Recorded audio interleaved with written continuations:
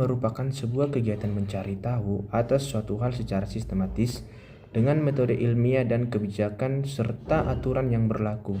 Dalam penelitian, terdapat variabel penelitian yang menjadi komponen sekaligus objek yang menjadi titik fokus dalam sebuah proses penelitian. Variabel penelitian sendiri ada beberapa macam. Salah satunya yaitu variabel intervening yang akan kita bahas dalam pertemuan kali ini. Selanjutnya yaitu pengertian variabel intervening menurut para ahli. Pengertian variabel intervening menurut Sugiono 2007 bahwa variabel intervening adalah sebuah variabel yang secara teoritis mempengaruhi hubungan antara variabel bebas atau independen dan variabel terikat atau dependen, menjadi hubungan yang tidak langsung dan tidak bisa diukur dan diamati. Variabel intervening merupakan variabel antara atau menyela yang terdapat di antara variabel bebas atau independen dan variabel terikat atau dependen, sehingga variabel independen tidak secara langsung mempengaruhi timbulnya atau berubahnya variabel dependen. Nah, yang kedua yaitu pengertian variabel intervening menurut Holbeck 1997 bahwa variabel mediasi atau intervening adalah variabel yang menentukan bagaimana atau mekanisme yang dengannya efek diberikan terjadi antara variabel independen dan variabel dependen. Ya, selanjutnya kita akan masuk ke fungsi. Analisis regresi dengan variabel intervening memiliki beberapa fungsi penting dalam penelitian dan analisis data. Yang pertama yaitu untuk memahami mekanisme, yaitu membantu mengidentifikasi dan memahami mekanisme atau proses di balik hubungan antara variabel independen dan variabel dependen. Dengan mengetahui bagaimana variabel intervening mempengaruhi hubungan tersebut, kita bisa mendapat wawasan yang lebih mendalam tentang fenomena yang diteliti. Ya, yang kedua yaitu mengungkapkan hubungan tidak langsung, yaitu dalam banyak kasus hubungan antara dua variabel tidak selalu langsung. Variabel intervening dapat menjelaskan jalur tidak langsung melalui mana variabel independen mempengaruhi variabel dependennya. Nah, yang ketiga yaitu untuk mengontrol variabel, yaitu membantu mengontrol pengaruh variabel-variabel lain yang mungkin ikut berperan dalam hubungan antara variabel independen dan dependen. Ini bisa membuat hasil analisis lebih akurat dan valid. Nah, yang keempat yaitu mengidentifikasi faktor pengaruh, yaitu membantu mengidentifikasi faktor-faktor yang mungkin mempengaruhi variabel dependen sehingga analisis menjadi lebih komprehensif. Nah, yang terakhir yaitu untuk memperbaiki model prediktif, yaitu dengan memasukkan variabel intervening dalam model, kita bisa mendapatkan model prediktif yang lebih baik dan lebih reliable yang bisa digunakan. Ya, di sini ada gambar bahkan dari variabel intervening. Nah, di sini bisa kita lihat sama-sama. Nah, pada gambar di atas dapat dijelaskan bahwa penghasilan atau earnings dapat berpengaruh langsung terhadap income, tetapi juga dapat pengaruhnya secara tidak langsung, yaitu lewat variabel wealth atau kekayaan lebih dahulu baru ke income atau pendapatan total. Nah, logikanya semakin tinggi earns-nya akan meningkatkan wealth, dengan tingginya wealth akan berpengaruh terhadap income-nya. Jadi maksudnya di sini yaitu earns-nya itu dapat mempengaruhi income-nya baik secara langsung maupun tidak langsung. Nah, secara langsung earns-nya yang lebih tinggi akan meningkatkan income-nya. Nah, secara tidak langsung earns-nya yang lebih tinggi akan meningkatkan wealth. Nah, yang kemudian juga dapat meningkatkan income-nya. Jadi meskipun tingginya earns, wealth akan bertambah dan pada akhirnya income juga akan ikut meningkat. Nah, untuk menguji pengaruh variabel intervening ini, metode yang digunakan yaitu metode analisis jalur, ya, atau path analysis. Analisis jalur merupakan perluasan dari analisis regresi linear berganda, atau analisis jalur adalah penggunaan analisis regresi untuk menaksir hubungan kausalitas antar variabel yang telah ditetapkan.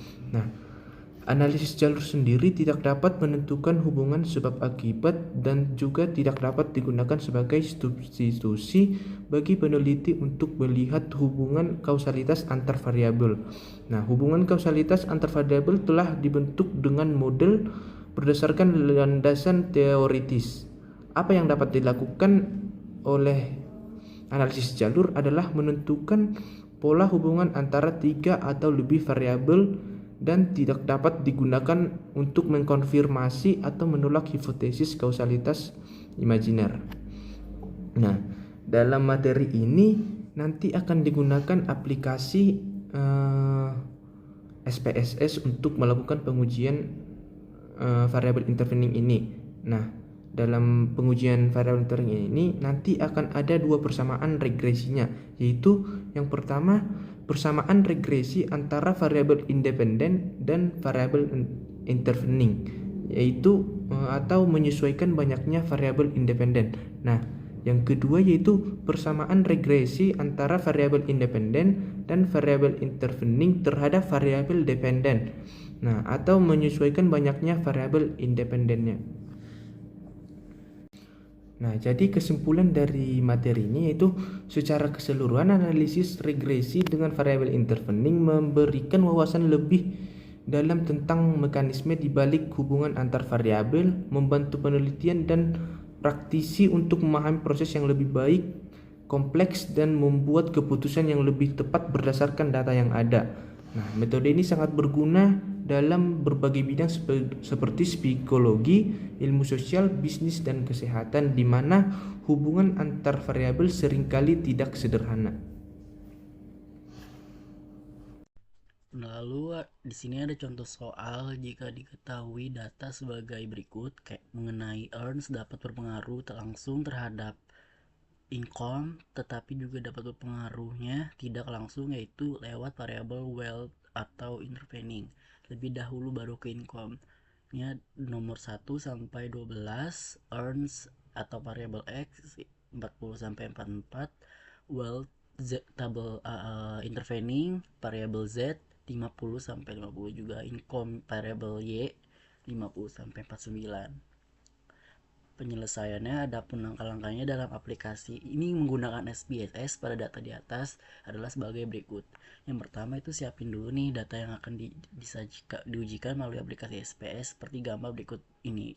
Download dulu aplikasi SPSS-nya. Lalu karena kita sudah download SPSS di sini, maka kita buka dan data ini sudah dipindahkan dari Excel ke menuju SPSS tersebut ini. Data yang merujuk yang sebelumnya seperti earns variable X, wealth variable Z, income variable Y sudah kita pindahkan dari Excel menuju SPSS ini. Nah, langkah kedua itu akan diujikan terlebih dahulu mengenai variabel independen dan variabel interveningnya melalui klik analis regression dan linear seperti pada ini. Nah, lalu lanjut pindahkan variabel kepada tempatnya. Kemudian klik OK. Variabel Z adalah dependent, lalu earns pindah ke independent, lalu tekan OK. Lalu berikut ini adalah hasil output dari variabel wealth yang tadi yang kita sudah ujikan. Ini ya, untuk coefficient nih. Coefficient, ANOVA, model summary, and variable enter atau remove. Dependent variable wealth Z, all request variable enter, dan model summary-nya juga constant earns X, variable X, ANOVA, A, B, wealth sampai Z. Kemudian untuk langkah persamaan regresi yang kedua, maka yang membedakan adalah pada pemindahan variabel, yaitu variabel independent dan variabel dependentnya, intervening juga. Seperti berikut ini, misal variabel wealth dari variabel dependent intervening ini dipindahkan ke independent, lalu variabel income Y pindah ke dependent, maka tekan OK. Maka muncul hasil dari output uji yang tadi kita sudah ujikan, data yang sudah kita ujikan.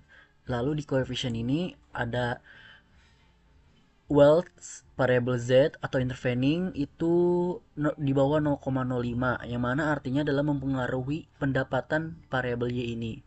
Lalu earns atau income Y ini. Earns X atau variabel X itu di atas 0,05, yang berarti tidak mempengaruhi variabel Y income ini. Terima kasih.